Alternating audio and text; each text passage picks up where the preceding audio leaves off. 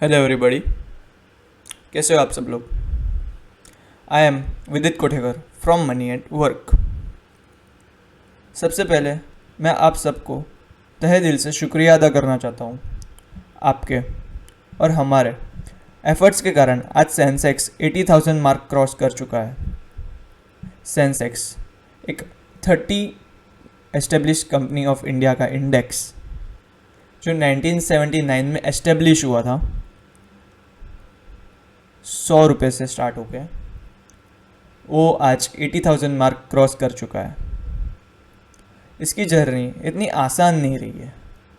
1991 में लिबरलाइजेशन हुआ, बाहर की कंट्रीज़ को इंडिया में एंटर होने का मौका मिला, इंडिया के अंदर इन्वेस्टमेंट करने का मौका मिला। तब से इंडिया का मार्केट की ग्रोथ शुरू हुई है। तो अपन सीधा ग्राफ की तरफ चलते हैं और समझते हैं इंडिया की सेंसेक्स की जर्नी कैसी रही है। एक बार आपका फिर से स्वागत है। जैसे कि आप देख सकते हो कि अपन ग्राफ पे आ चुके हैं। जैसे कि मैं कह रहा था, 1991 में इंडिया का लिबरलाइजेशन हुआ, जहाँ पे बाहर की कंट्रीज़ को परमिशन मिला इंडिया के अंदर इन्वेस्ट करने के लिए। तो बाहर की कंट्रीज़ का पैसा इंडिया के अंदर आया। सो इंडिया ने तब से ग्रो करना शुरू किया। मार्केट वहाँ से 2,000 रुपये पहुँचा। उसके बाद आता है 1992, the Harshad Mehta scam, biggest scam in India's history. Harshad Mehta के वक्त मार्केट इतना इन्फ्लेट हो गया था कि उतना बड़ा बबल आज भी देखने को नहीं मिलता। जैसे कि मैं आपको एक एग्जांपल से बताता हूँ। आज के समय अगर कोई आदमी 100 रुपये कमा रहा हो तो वो इन्वेस्ट 6 रुपये कर रहा है। बट उस समय अगर कोई आदमी 100 रुपये कमाता था तो उसका 25% इन्वेस्ट करता था। तो इतना ज़्यादा लोग उसके उस समय इतनी ग्रोथ देख के इन्वेस्ट करते थे। और तब का मार्केट, जब 1992 के स्कैम के मार्केट पहुंच गया 4,000 रुपीज़ तक, जो 2,000 वाला था जैन के महीने में, वही 1992 के मार्च के महीने में 4,000 हो गया। मतलब 2-3 महीने में पूरा डबल हो गया। उस समय पे यूनिट ट्रस्ट ऑफ इंडिया करके एक एसोसिएशन था, जब वो मास्टर प्लस रिलीज़ करता था, इसको भी IPO बोला जाता है, और वो मास्टर एक गेनर करके रिलीज़ करता था, उसको अभी NFO बोला जाता है। उस टाइम पे अगर कोई म्यूचुअल फंड कोई स्कीम निकाल रहा था तो 5,000 करोड़ रुपए पब्लिक से कलेक्ट करना, वह जबकि GDP सिर्फ अपनी 22 लाख करोड़ थी, तो उस समय ये बहुत बड़ी डील थी, इतना ज़्यादा पैसा आना। बट फिर क्या हुआ कि हर्षद मेहता स्कैम का खुलासा हुआ कि ये तो बहुत बड़ा बबल है, जो पूरा मार्केट पूरा डबल हो चुका है। सो फिर उसका मार्केट गिर के फिर से 2,000 रुपये आ गया मार्च 1993 तक। इसका मैं कहने का ये चाह रहा हूँ कि मार्केट ऊपर या नीचे आते जाते रहते हैं। ये मार्केट का नेचर है ऐसे काम करना। सो ये मार्केट अभी भी पहले भी ऊपर नीचे होते थे और फ्यूचर में भी ऊपर नीचे तो होने वाले हैं। सो अब आ जाते हैं 1993 तक। तो तब मार्केट 4,500 तक फिर से पहुंच गया था। One of the greatest mutual fund India के अंदर लॉन्च हुआ था, और उसके IPO के लिए पीछे लोग बहुत पागल हो गए थे। एंड उसका ही ग्रोथ अपन 1995 में देख सकते हैं। बट आफ्टर 1994 में अपन देख सकते हैं, आफ्टर 1994 इट्स टाइम के 1995 के वक्त डाउनफॉल होना फिर से शुरू हो गया। जो मार्केट 4,500 रुपये पहुंच गया था, वो मार्केट आके 3,000 के आसपास आ गया था, 3,700 के आसपास। उस समय डाउनफॉल का रीज़न था, कोई भी पार्टी कैपेबल नहीं थी कॉन्स्टिट्यूशन बनाने के लिए। कोई भी पार्टी ने ट्राई किया था, 2 बार ट्राई किया था, बट 2 बार फेल हो गई थी। तो उसकी वजह से मार्केट फिर वापस 3,000 आ रही है। फिर आ जाता है 1997। 1997 में फाइनेंस मिनिस्टर ऑफ इंडिया ने टैक्स रेट जो कि 40% था वो लाके कम करके 30% कर दिया, एंड जो कॉरपोरेट टैक्स था जो 40% था उसको 35% कर दिया। Market went up and again market start growing. फिर आता है 1998। 1998 तक मार्केट वापस 4000 रुपीज़ टच कर चुका था, और उसी समय इंडिया ने न्यूक्लियर वेपन टेस्ट किया था। पूरा वर्ल्ड इंडिया से नाराज था। अमेरिका ने इंडिया पे सेंशंस लगाना शुरू कर दिया था, which effect Indian market again. And 1999 तक आते आते market again went down by 20%, which reached 2800, and in 2000 like here in 2000 में देख सकते हैं कि मार्केट ने वेस्ट से टेक्नोलॉजी का एक वेव आया जो इंडिया के अंदर भी आया, और इंडिया के अंदर भी टेक्नोलॉजी से एडवांस होने लगे। एंड वो इंडिया के अंदर इन्वेस्टमेंट आने की वजह से India reach 6000 rupees again, and then 2001 .com bubble। Second, जब 9/11 बिल्डिंग जब गिरी थी, जब लाखों लोग मर गए थे, तब भी मार्केट पे बहुत बड़ा इफेक्ट पड़ा था जो 2001 में हुआ था, और उसका मार्केट जो 6000 पहुंच गया था वो फिर से 3000 आ गया। ऑलमोस्ट 10 years बीत गए।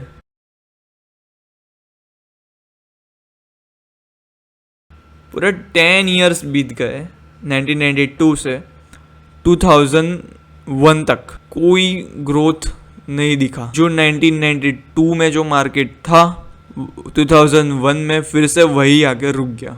इससे ही एक डेल कार्नेगी की एक लाइन बोली थी कि लोग पैसा गंवाने का डर ज़्यादा रखते हैं rather than making more money. ये चीज़ आपको रिमाइंड रखनी है कि पैसा गंवाने का डर नहीं होना चाहिए, पैसा कमाने की खुशी ज़्यादा होना चाहिए, उतना डर नहीं होना चाहिए। तो ये समय पे लोग क्या कर सकते थे?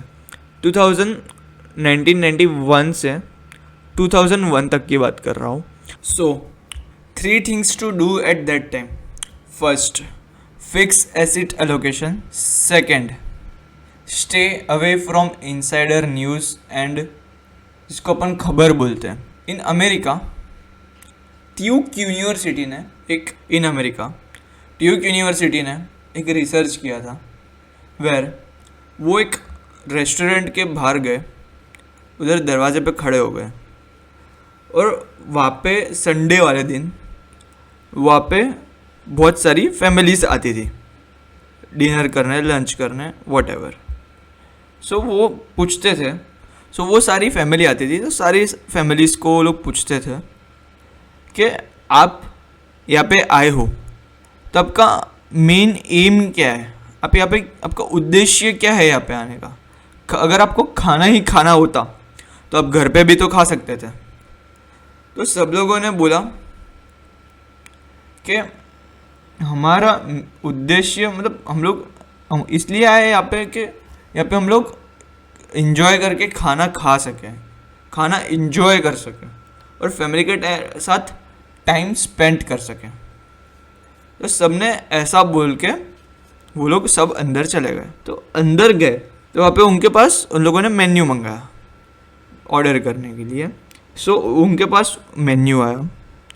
मेन्यू के अंदर उनको दिखा कि एक ऑफ़र चल रही है, जहाँ पे बोला है कि अगर आपका एक पिज़्ज़ा का स्लाइस है, वो आप जितने कम से कम बाइट में खाओगे उतने पैसे लगेंगे। फॉर एग्ज़ाम्पल, अगर एक पिज़्ज़ा है वो आप 5 बाइट में ख़त्म करो तो आपको $5 लगेंगे, पर वो आप $10 में 10 बाइट में खाओगे तो आपको $10 लगेंगे।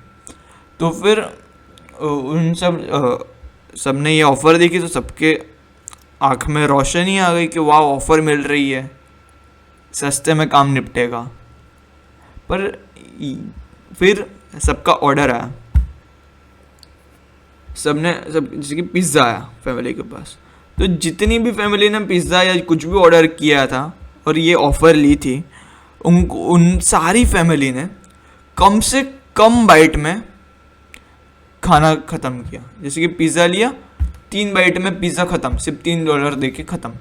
बट वो लोग उनका मेन एम ही भूल गए थे कि उनका मेन एम है कि खाना को इंजॉय करना था, फैमिली के साथ टाइम स्पेंड करना था। वो उनका उद्देश्य छोड़ के वो लोग पैसे बचाने के उसमें पड़ गए। सो इनसाइड इंफॉर्मेशन, मार्केट न्यूज़, ये सारी चीज़ें सिर्फ आप जो टेलीविज़न पे जो दिखाया जाता है, वो सारी चीज़ें आपको डराने के लिए बताया जाता है। और यही चीज़ आपको डरा के आपका पोर्टफोलियो जो आप बनाते हो, आपको ये आपका गोल क्या था कि अंदर जाके हमको खाना एंजॉय करना है, ना कि हमको पैसे बचाना है। तो आपको आपका गोल बेस्ड प्लानिंग करना है। आपको वहाँ पे ऑफर देख के, सारी खबर देख के आपको आपका गोल बेस्ड जो रहता है, आपका गोल से तो आप दूर ले जाएगा और आपको न्यूज़ बेस्ड बना देगा। न्यूज़ की वजह से कभी भी आपको कभी भी ग्रोथ नहीं करी होगी और ना ही आप फ्यूचर में करने वाले हो। तो ये न्यूज़ हमेशा ही डराते रहेंगे, बट आपको इन्वेस्टमेंट जारी रखना है। फिर 2003 से लेकर 2008 तक मार्केट अच्छा रहा, स्टेडी रहा, अच्छा रिटर्न्स दिए। फिर एकदम से 2008 में ग्लोबल फाइनेंशियल क्राइसिस आ गया, जहाँ पे अपना सेंसेक्स 21,000 पहुँच चुका था, वो गिर के आ गया नियर 7 to 8,000। मतलब ऑलमोस्ट 50% से भी ज़्यादा मार्केट गिर चुका था। And it went 21,000 again in 2014। उसके पहले 6 साल लग गए कि मार्केट बढ़ेगा।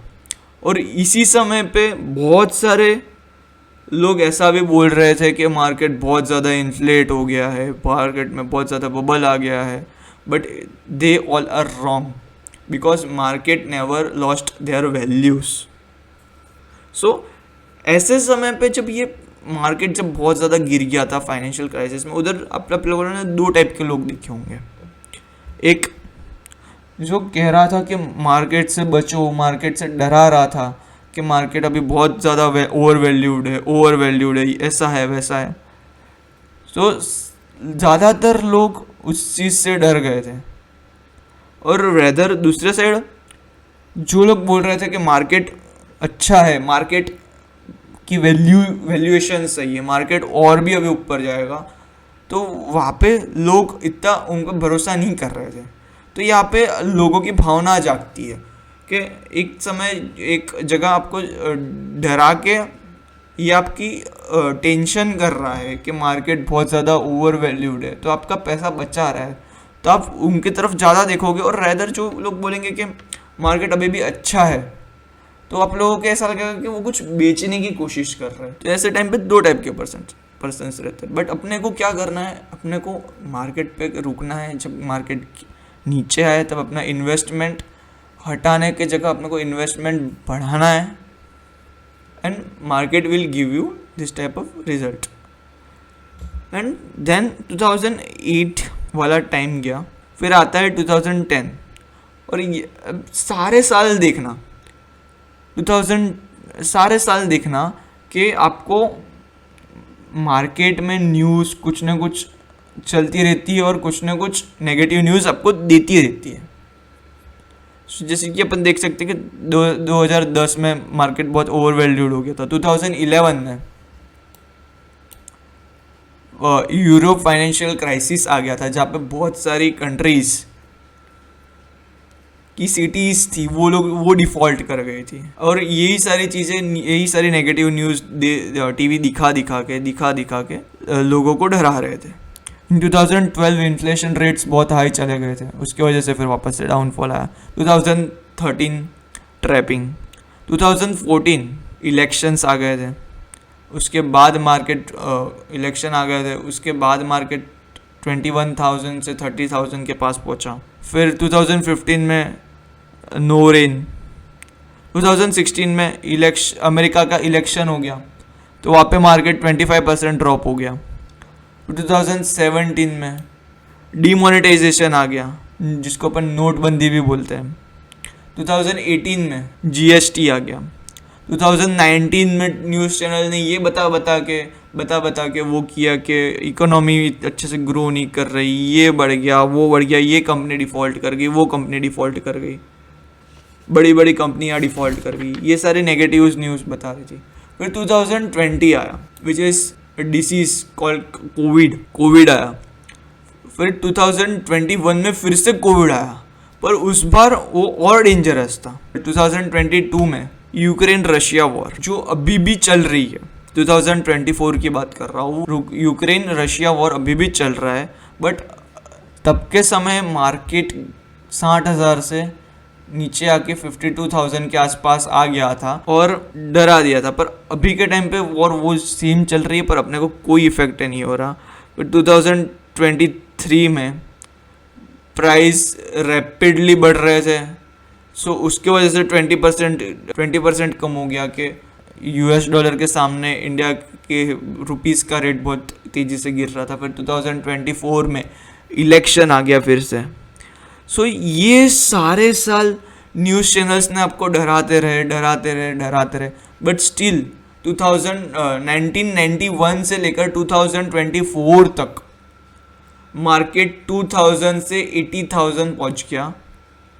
एंड इसके अंदर बहुत उतार चढ़ाव आए, बट ये चीज़ से अपने को डरना नहीं था, क्योंकि ये मार्केट का नेचर ही है उतार चढ़ाव करना। सो उतार चढ़ाव is not a big deal.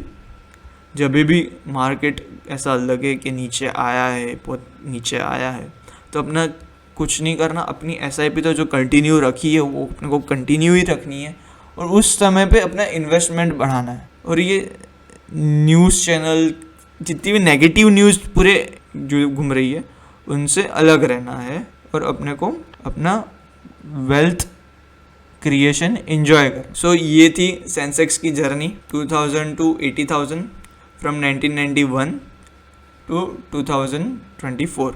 So thank you.